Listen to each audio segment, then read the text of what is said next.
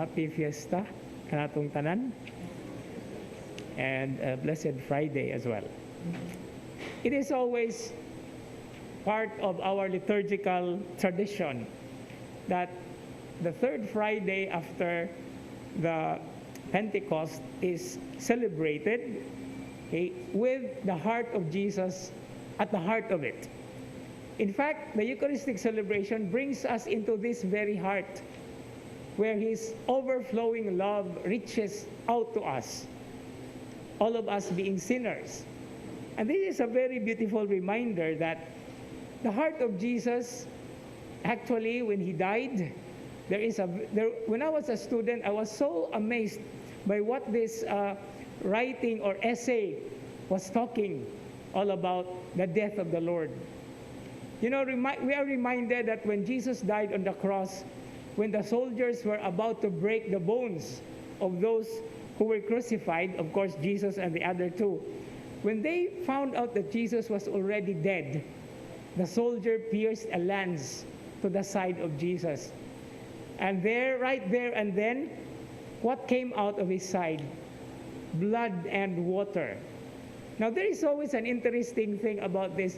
Ngano man yun nga blood and water, dili man water and blood.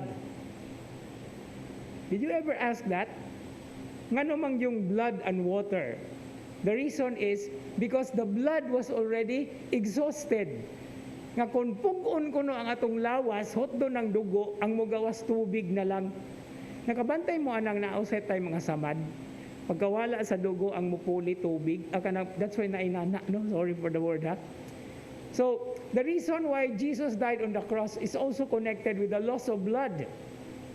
But what is the organ in the body that pumps the blood to circulate it through the whole body?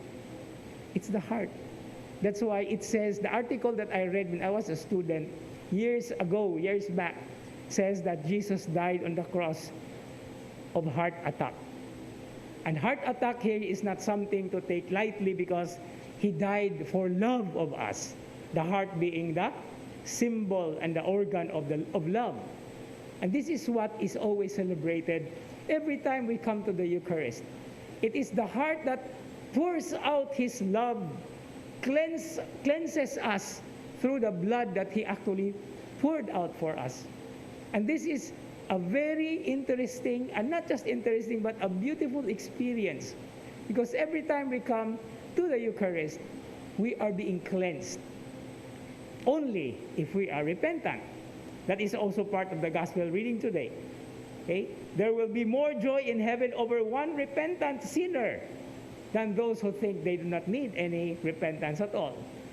That's why, to put an end to this challenging reflection or information, if you take it that way, the heart of Jesus always stands for three important and specific actions or response that we have to make to the great love that God has for us. And it is said and taken from the three letters that is actually the heart, okay, or the Latin word for heart, which is cor. No, in Spanish we have corazon. No, in Italian you have core. In French you have cœur. No? So, what is this C-O-R, core? That is the heart.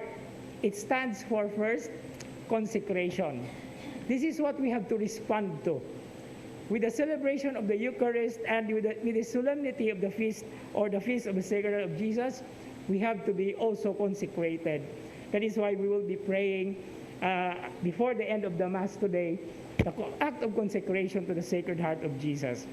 Now, letter O stands for oblation or offering, that we have to offer our lives, every bit of our lives, every event and things and activities that we do.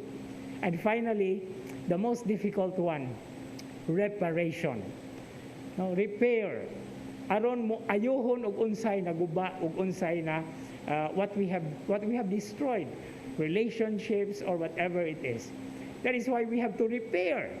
And this is where we need the heart of God, the heart of the Lord, to help us and make us stronger to face the trials and actually make amends or reparation for the sins that we have done and what other people have done affecting all of us. Most Sacred Heart of Jesus, have mercy on us.